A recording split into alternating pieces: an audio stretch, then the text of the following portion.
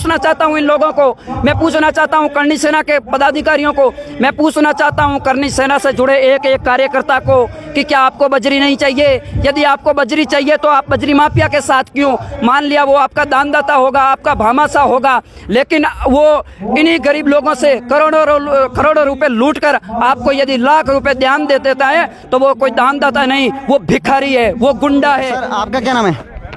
मेरा नाम नैनाराम चौधरी, पूर्व RLP युवा मोर्चा SM प्रदेश से प्रभारी राजस्थान। हनुमान बेनीवाल का आज यहाँ पर ये इतनी बड़ी विशाल जनसभा हो रही है। बताया ये जा रहा है कि इसके बाद जो राजस्थान सरकार है वो कहीं ना कहीं कटघरे में खड़ी हो सकती है। आपको क्या लगता है? देखिए, पिछले 4 साल के अंदर जो भारतीय जनता पार्टी राजस्थान के अंदर विपक्ष की भूमिका में होने का दावा कर रही है वो पूरी तरह से फेलियर रही है। जिस तरीके से राजस्थान के अंदर विपक्षी पार्टी कही जाने वाली भारतीय जनता पार्टी के 72 विधायक है, लेकिन पिछले 4 साल के अंदर राष्ट्रीय लोकतांत्रिक पार्टी के 3 विधायक 72 पर भारी पड़े। जब भी बात दलित की आती है, जब भी बात शोषित की आती है, जब भी बात कानून व्यवस्था की आती है, तो भारतीय जनता पार्टी विपक्ष का दावा करने वाली राजस्थान की विधानसभा के अंदर कांग्रेस के साथ तालमेल कर हाथ मिला लेती है। और जब अपन बात करते हैं परिवहन घोटाले की, जो परिवहन घोटाला राजस्थान में बहुत बड़ी सुर्खियों के अंदर रहा, उस समय राष्ट्रीय लोकतांत्रिक पार्टी के संयोजक श्री हनुमान बेनीवाल जी ने कहा था कि यदि भारतीय जनता पार्टी हमारे साथ आती है तो हम राजस्थान की विधानसभा को नहीं चलने देंगे और राजस्थान के जो भी कामकाज है उनको ठप करके इस परिवहन घोटाले की जांच करवाएंगे। लेकिन भारतीय जनता पार्टी के लोगों ने परिवहन मंत्री के साथ साठगांठ करके और राजस्थान की विधानसभा के अंदर कुछ भी नहीं बोले और राष्ट्रीय लोकतांत्रिक पार्टी के 3 विधायक धरने पे बैठे रहे और प्रोटेस्ट किया और उसी की बदौलत कुछ जांच हुई और कुछ नहीं हुई। आज राष्ट्रीय लोकतांत्रिक पार्टी विपक्ष की भूमिका के अंदर राजस्थान के अंदर लड़ रही है। आज राजस्थान का आप सिस्टम देख लीजिए, माफिया तंत्र पूरी तरह से हावी हो गया है। आप देखिए बजरी माफिया, पेपर माफिया और कानून का जो राज राजस्थान के अंदर कहे जाने वाला था वो पूरी तरह से नष्ट हो चुका है। और अपन सबको पता है कि पूरे देश के अंदर कानून व्यवस्था के तौर पर राजस्थान का नाम लोग उल्लेख करते थे और आज वही राजस्थान पूरे देश के अंदर 23वें पायदान पे था बिगड़ती कानून व्यवस्था को लेकर। आज वो 1 नंबर पे आ गया। इसके पीछे कौन है? आप और हम सबको देखना पड़ेगा।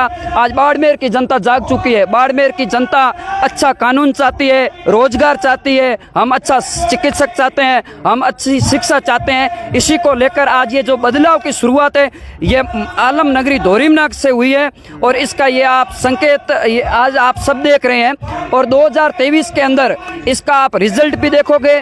और लोग कहते हैं कि सत्ता का जो रास्ता है वो बाड़मेर शेखावटी से होता हुआ जयपुर जाता है और इस बार बाड़मेर की 7 सीटों राष्ट्रीय लोकतांत्रिक पार्टी जीतने का काम करेगी।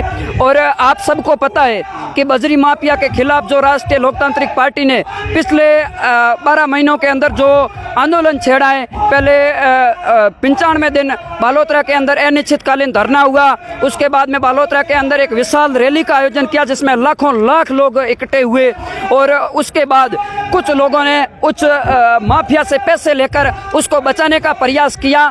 और आप सबको पता है कि मेघराज सिंह रोयल जो राजपूत समाज से बिलोंग आता है, हम राजपूत समाज के बिल्कुल खिलाफ नहीं है और मेरे कई अच्छे मित्र हैं राजपूत समाज के अंदर जो इस बजरी माफिया के खिलाफ हमेशा लड़ाई लड़ते हैं।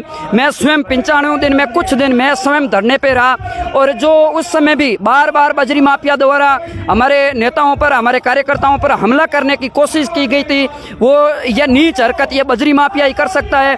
मैं इसको बजरी माफिया नहीं, बजरी का गुंडा भी कहूँगा। और इसके खिलाफ अपन देखते हैं कि लोग कहते हैं सरव समाज इसके खिलाफ, और अपन कल ने देखा कि बालोतरा के अंदर चंद लोग जिनको मैं समाज विरोधी कहूँगा, जो राजपूत समाज का नाम लेकर समाज को बदनाम करने के लिए बालोतरा के अंदर हनुमान बेनीवाल जी का विरोध कर रहे थे। आप सबको ज्ञात होगा कि सुराना के अंदर इंद्र मेघवाल हत्याकांड हुआ।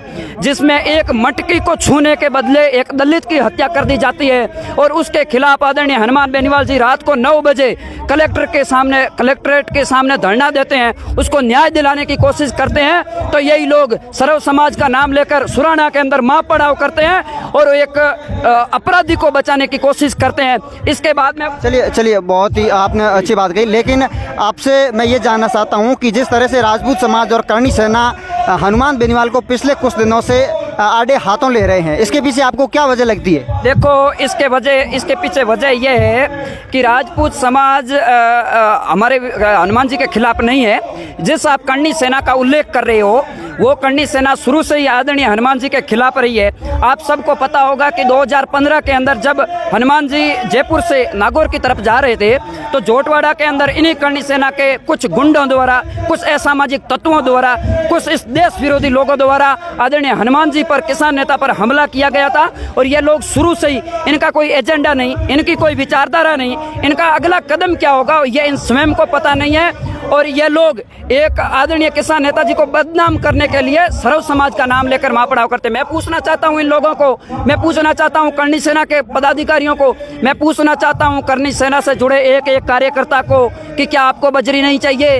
यदि आपको बजरी चाहिए तो आप बजरी माफिया के साथ क्यों? मान लिया वो आपका दानदाता होगा, आपका भामाशाह होगा, लेकिन वो इन्हीं गरीब लोगों से करोड़ों रुपए लूट कर आपको यदि लाख रुपए ध्यान दे देता है तो वो कोई दानदाता नहीं, वो भिखारी है, वो गुंडा है। इसलिए मैं कहना चाहता हूं कि अपन कोजाराम हत्याकांड हुआ बाड़मेर के अंदर, तो यही लोग सर्व समाज का नाम लेकर, मैं कहना चाहता हूं उस मीटिंग के अंदर, उस महापड़ाव के अंदर राजपूत समाज के अलावा कोई सर्व समाज का व्यक्ति नहीं था। मैं सर्व समाज में आता हूं, आप सर्व समाज में आते हो। मैं पूछना चाहता हूं क्या आप उस महापड़ाव के अंदर गए थे? नहीं गए, क्योंकि आप अन्याय के खिलाफ है, आप अपराधियों के खिलाफ है, आप बिगड़ती कानून व्यवस्था के खिलाफ है। इन लोगों ने सर्व समाज का नाम लेकर उस अपराधी को बचाने की कोशिश की थी जिसने कोजाराम हत्याकांड के अंदर, कोजाराम के छोटे छोटे बच्चे हैं लेकिन उसको मौत के घाट उतार दिया। इन लोगों को दया नहीं आती, इन लोगों के अंदर दया का धर्म नहीं है। ये लोग दिमागी रूप से पागल है। ये लोग, इनको अपराधी का आप या संरक्षण करो तो आप इनके लिए अच्छे हो। या भूंगरा का कांड हुआ और उसके अंदर आदरणीय हनुमान जी ने सर्वप्रथम एक ऐसे सांसद है जो सबसे पहले वहां मुलाकात करने गए थे और उसके बाद उन्होंने लोकसभा के अंदर आवाज उठाई थी, तब वाहवाही कर रहे थे। हमने सोचा इन लोगों की दिमाग की मानसिकता बदल गई, लेकिन ये लोग बदले नहीं है। ये लोग, कुछ लोग हमारे राजपूत समाज के अंदर हमारे अच्छे मित्र हैं, वो हमारा सपोर्ट करते हैं, लेकिन कुछ असामाजिक तत्व समय समय पर आदरणीय हनुमान जी को बदनाम करने के लिए, आदरणीय हनुमान जी की विचारधारा को फेलियर करने के लिए तरह तरह के प्रोपेगेंडे अपना रहे हैं। लेकिन राजस्थान की जनता, बाड़मेर की जनता जान चुकी है और बाड़मेर की जनता व्यवस्था परिवर्तन के इस नारे के साथ आओ आओ चले 2 कदम व्यवस्था परिवर्तन की ओर, आएगा हनुमान बदलेगा राजस्थान नारे के साथ इस बार राजस्थान के अंदर व्यवस्था का परिवर्तन करेगी। और ये जो गुड़ा मालानी के अंदर बाहरी लोग आके हमेशा हमें मूर्ख समझकर जो राज कर रहे हैं, इसका लोग मुंह तोड़ जवाब देंगे।